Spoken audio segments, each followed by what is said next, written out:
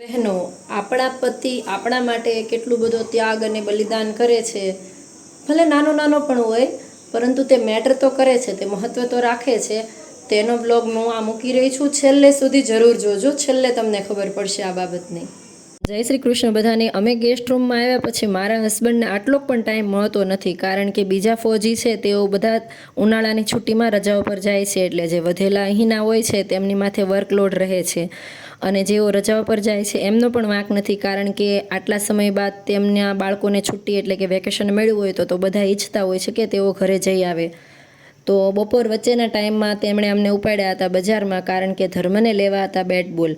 હવે અહીંયા કાંઈ મેં રમકડા તો સાથે લઈને આવ્યા ન હતા, તો આખું વેકેશન હવે તેને કરવું શું? તો અમે વિચાર્યું કે એને બેટ બોલ લઈને આપીએ તો કમસે કમ ફ્રેન્ડની સાથે તે બેટ બોલ તો રમી લેશે.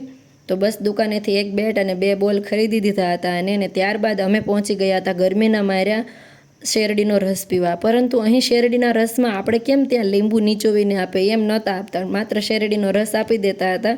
એટલે સ્વાદ કંઈક મને અજીબ જ લાગતો હતો. પરંતુ ઉનાળામાં ગમે તે હોય, જે મળે તે સારું એમ માની લેવાનું. પછી અમે વિશાલ મેગામાર્ટ તરફ જવા માટે નીકળ્યા હતા અને આવી ધોમ ધકતી ગરમીમાં અહીં યુપીના જે કાંઈ પુરુષ છે તે ગમછા બાંધે છે. તેમના ગમછા 2 કલરના હોય છે, એક વ્હાઇટમાં અને એક રેડમાં, એટલે કે લાલ કલરમાં.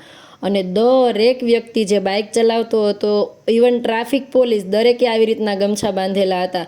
અને આ જ ગમછાનો ક્રેઝ છે એ બંગાળ ચુનાવની અંદર અમિત શાહે પણ બતાવ્યો હતો. તો ગરમી તો બધાયને સરખી લાગે, સ્ત્રી હોય, પુરુષ હોય કે બાળકો હોય, તો પુરુષ શા માટે ગમછો ન નાખે. પછી અમે વિશાલમાં પહોંચી ગયા હતા અને વિશાલથી મારે સૌથી વસ્તુ વધારે જે લેવાની હતી એ હતી અમારા નાઇટ ડ્રેસના લોવર, એટલે કે આપણી ગુજરાતી ભાષામાં કાઠિયાવાડમાં કહીએ તો લેંઘા. કારણ કે સૌથી વધારે એ જ ફાટતા હતા, પણ લેંઘા જોવાની સાથે સાથે કુર્તી આ તે બધું હું જોતી હતી.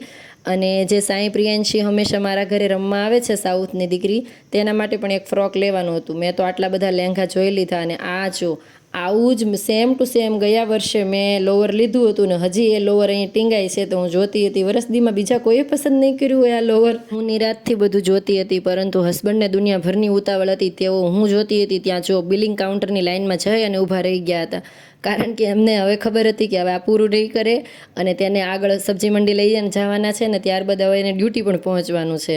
એટલે એને અમને ફટાફટ બિલિંગ કરાવી અને બહાર કાઢી નાખ્યા. ત્યાંથી નીકળી અને અમે ઝાંસીની શાક માર્કેટ પહોંચી ગયા હતા. અને શાક માર્કેટને હિન્દીમાં સબ્જી મંડી કહે છે, એટલે મારા મોઢામાંથી પણ મંડી શબ્દ નીકળી ગયો હતો.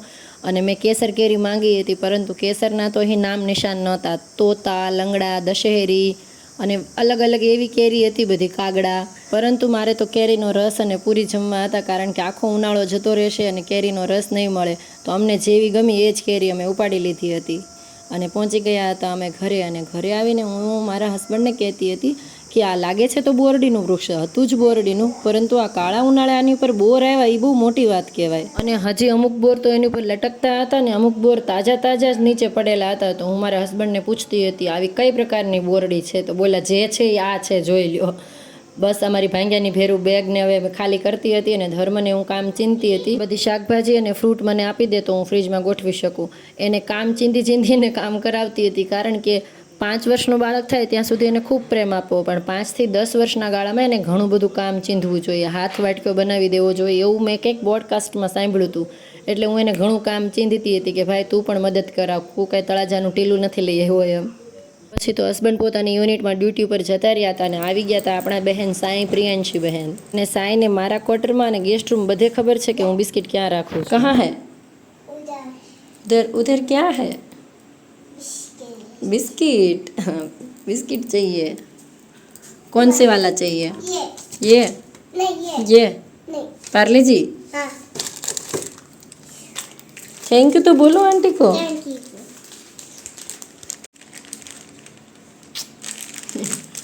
अच्छी है ना? आपका नाम क्या है? साई प्रियांशी. क्या नाम है? साई प्रियांशी नाम है. देखो मेरी फ्रेंड है. किसकी फ्रेंड है तू? मेरी फ्रेंड. अच्छा, ओके, खाओ. ચેતન આવ્યો છે, સાઈ ચેતન, સાઉથનો હીરો. ખાલી ચડ્ડીમાં આવ્યા છે હીરો. જો चेतन, भैया को क्यों मारा? सॉरी बोलो भैया को. सॉरी बोलो. नहीं बोलेगा. ओए नहीं बोलेगा. उई नहीं बोलेगा सॉरी। सॉरी बोलो, नहीं बोलेगा वो सॉरी। फोन में सॉरी बोलो जल्दी से। नहीं बोलेगा सॉरी। उधर कहाँ गए कपड़े? उधर उधर उधर क्या करेंगे? यहाँ पहनना चाहिए ना। अभी कपड़ा पहनना कि नहीं पहनना?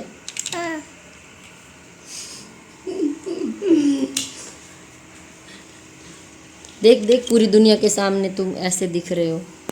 તો જે સાઈ પ્રિયાંશી નામની નાનકડી દીકરી છે તેનો નાનો ભાઈ છે આ સાઈ ચેતન, અને આંધ્રમાં તેમના નામની આગળ સાઈ લાગે છે, એટલે દરેક નામની આગળ તે લોકો સાઈ લગાડે છે. તો વિશાલમાંથી મેં શું શું ખરીદી કરી એ હું તમને જણાવું. હું અહીંયા આવું ત્યારે પાક્કું વિશાલ જાઉં છું, કારણ કે વિશાલ છે તે મારો હૈયાનો હાર છે. કારણ કે મને ક્યાંય નાઇટ ડ્રેસના લોવર ન મળે એવા વિશાલમાં મળી જાય છે. અને સૌથી વધારે અત્યારે મારો કેસ લઈ લો કે કોઈ પણ છોકરીઓનો કે કોઈ પણ સ્ત્રીનો કેસ લઈ લો કે સૌથી વધારે જો ફાટતા હોય ને તો તેમને લોવર ને ટી શર્ટ ફાટે છે. કારણ કે આખો દિવસ લોવર ને ટી શર્ટમાં જ રહેવાનું છે. ગમે એટલા મોંઘા તમે સૂટ બૂટ લઈ લો, ગમે એવા મોંઘા ડ્રેસ સાડી લઈ લો, પરંતુ જઈ ઘરે પહોંચીને તરત એ ઉતારી અને આવી રીતે લોવર ને ટી શર્ટમાં આવી જતા હોય છે. તો સ્વાભાવિક છે કે સૌથી વધારે લોવર ને ટી શર્ટ જ ફાટવાના છે ને એ જ લાગવાના છે સૌથી વધારે જીવનમાં. તો હું બતાવું તમને કે મેં વિશાલમાંથી શું શું લીધું છે. સૌથી પહેલાં તો મેં એક આ લોવર લીધું છે, ત્યારબાદ એક આ લોવર, પછી આ આપણે કાઠિયાવાડી ભાષામાં કહીએ ને તો લેંઘા, આ લેંઘા લીધા છે. તો કુલ 4 લેંઘા લીધા છે મેં. તો બસ આવનારા 6 મહિનાનું કે 3-4 મહિનાનું તો પાક્કું સેટ થઈ ગયું છે આપણે લેંઘાનું સ્ટોક. ત્યારબાદ એક આ કુર્તી લઈ આવી છું હું, અને ધર્મના ફ્રેન્ડ છે ત્યાં જીલ અને ગ્રંથ જે હસ્તીના ભાઈ છે, તમે અગાઉ મારા વિડીયોમાં જોયા જ હશે બંનેને. તો એ બંને માટે એક ટી શર્ટ લીધું છે. અને હસ્તી માટે તો અત્યારે હાલમાં કાંઈ નથી લીધું, કારણ કે હસ્તી સુરત ગઈ છે. તો મેં તેને કીધું હતું કે તને સુરતથી ગમે ને એવા કપડાં, એક જોડી કપડાં મારી તરફથી તો તને ગમે એવા લઈ લેજે, જેની પેમેન્ટ હું કરી દઈશ. અને પછી મેં લીધું છે સાઈ માટે આ ફ્રોક. સાઈ કે જેને તમે અગાઉ વિડીયોમાં જોયેલી હશે, તે આંધ્રપ્રદેશની છે અને એનું નામ સાઈ પ્રિયાંશી છે આખું નામ. અને આ તેના માટે હું ફ્રોક લઈ આવી છું એઝ અ ગિફ્ટ, કારણ કે તે આંટીને એટલે કે મને બહુ માને છે. હંમેશા હું આવું એટલે આખો દિવસ મારા જ ઘરે પડી હોય છે કે હું આંટીના ઘરે જઈશ. સ્કૂલે પણ આખા પ્રચાર કરતી આવે કે આ મારા આંટી આવ્યા છે, હું સ્કૂલે નથી આવવાની એમ. તો આ સાઈ માટે સરસ ઉનાળાનું એકદમ ફ્લાવર પ્રિન્ટનું ફ્રોક લઈ આવી છું એને ગિફ્ટ આપવા. અને યાર છોકરીઓના કપડાં કેવા સરસ સરસ આવે છે. છોકરાઓને તો શું હોય છે, એક ટી શર્ટ ને જીન્સ અથવા શર્ટ અને જીન્સ, પણ દીકરીઓના કપડાં કેવા અલગ અલગ ટાઈપમાં ને ખૂબ સરસ આવે છે. તો મારું તો મન મોહી જાય છે જ્યારે હું દીકરીઓના કપડાના મતલબ કે ગર્લ્સ સેક્શનમાં જાઉં છું ત્યારે આ કપડા ઉપર જ મન મોહી જાય છે બધાના. વાત રહી ધર્મની, તો ધર્મના નાઇટ ડ્રેસ અને નવા કપડાં અમે અહીંયા આવ્યા એ પહેલાં જ ત્યાંથી લીધા હતા, એટલે એની ખરીદી નહોતી કરી, કારણ કે એનો નાઇટ ડ્રેસ અને એના નવા કપડાનો સ્ટોક પૂરો થઈ ગયો, મતલબ પહેલેથી જ કરી રાખ્યો હતો. અને મેં મારા હસબન્ડને કેટલું બધું કીધું હતું કે એકાદ બે ટી શર્ટ કે એકાદ બે શર્ટ તો લઈ લો તમારી માટે.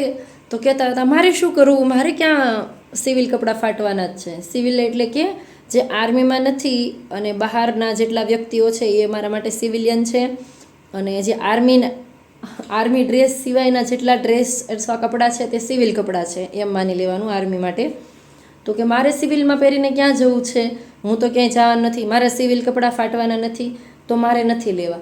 કોઈ દિવસ એ વ્યક્તિ વિશાલમાંથી મને યાદ નથી કે એ લેતા હોય. સ્પેશિયલ ઓકેશન હોય, કાંઈક લગ્ન પ્રસંગ હોય ત્યારે 2 જોડી ખરીદી લીધા, થઈ ગયું. બાકી તેમના આર્મીના જ ડ્રેસ અને હા વધીને લોવર ને ટી શર્ટ મારી જેમ લે છે કે બાકી હું તો કુર્તીઓ ડ્રેસ આ તે જે ગમે પેર એ બધું ખરીદતી હોઉં છું. પરંતુ કહેવાય ને એક પુરુષ ક્યારેય આટલા બધા કપડાં કે પુરુષ આટલી બધી ક્યારેય પોતાની જરૂરિયાતો નહીં સંતોષે જેટલી એ પોતાના પરિવારની સંતોષે છે. અને બસ આ જ એમનો ડ્રેસ, અને એમણે ના લીધું કોઈ પણ વસ્તુ, બસ મને ખરીદી કરાવડાવી. ધર્મને એના ગમતા બેટ બોલ ખરીદી દીધા, બીજું 1-2 વસ્તુ એને સ્ટેશનરીમાં જોતું હતું એ બધું ખરીદી દીધું. પોતે નથી કરતા. આ દરેકના હસબન્ડ આવા જ હોય છે મારા ખ્યાલથી, કે પત્નીઓને બાળકોને નવી નવી વસ્તુઓ, તેમની જરૂરિયાતની નવી ફેશન આવી, નવો ડ્રેસ, નવા કપડાં બધું અપાવતા હશે, પરંતુ પુરુષોને તો કોઈ ફેશન વેશન નહીં. એ એના જીન્સ ટી શર્ટમાં અથવા જીન્સ શર્ટમાં ફોર્મલમાં ચાલ્યું જાય છે. તો ખરેખર આપણા માટે એટલી મહેનત કરે છે, બહાર રહે છે, છતાંય શોખ તો તે પોતાની ફેમિલીના પૂરા કરે છે. તો આ પુરુષનો પણ એક કહેવાય ને એક જે ત્યાગ જ છે કે પોતાના પરિવાર માટે તેઓ કંઈ પણ કરી છૂટશે, પણ પોતાની માટે નવું કપડું, નવું શૂઝ લેવાનું આવે ત્યારે કહેશે ના ના મારી પાસે તો પડ્યું છે, મારે જરૂર નથી. તો આ એક પુરુષનો ત્યાગ પણ છે જેને આપણે ક્યારેય ભૂલવું ન જોઈએ. લીધી છે મેં કાતર ફોજી સાહેબના શેવિંગ પાઉચમાંથી, કારણ કે ગેસ્ટ રૂમમાં તો કંઈ કાતર છે નહીં, અને એ જેટલા ફોજી છે એને ખ્યાલ જ છે કે ડેઈલી શેવ કરવી પડે, બધું પોતાની દાઢી મૂછ મેન્ટેન રાખતા હોય છે.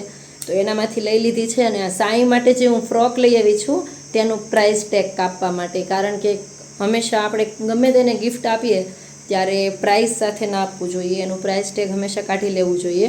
એને એવો અહેસાસ ન થવો જોઈએ કે આણે એટલા રૂપિયા અમારા ગિફ્ટ માટે ખરીદ્યા એમ. તમે તમારા મનથી આપો છો તો તમારે હંમેશા એનું પ્રાઇસ ટેગ, એટલે કે કેટલા રૂપિયાનું આવ્યું છે તે અંદર રૂપિયા લખ્યા હોય તેનું સ્ટીકર હોય એ કાપી લેવું જોઈએ, અને ત્યારબાદ જ ગિફ્ટ આપવું જોઈએ. તો આપણે સાઈનું ફ્રોકનું પ્રાઇસ ટેગ કાપી લઈએ.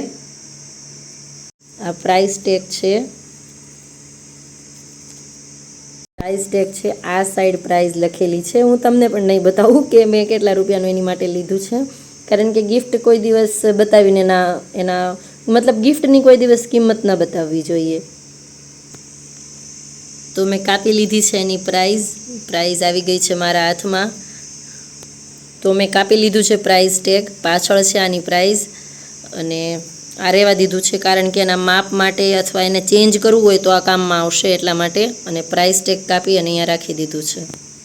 તો કોમેન્ટમાં જરૂર જણાવજો કે કોના કોના હસબન્ડ આવા છે કે નવી ફેશનના કપડાં પોતાના પરિવાર માટે, નવી સાડી બધું લેવડાવશે, પરંતુ પોતાની માટે કાંઈ નહીં લે, બસ પરિવારની જરૂરિયાતો પૂરું કરવું એના માટે પ્રાથમિકતા છે. કોમેન્ટમાં જરૂર જણાવજો.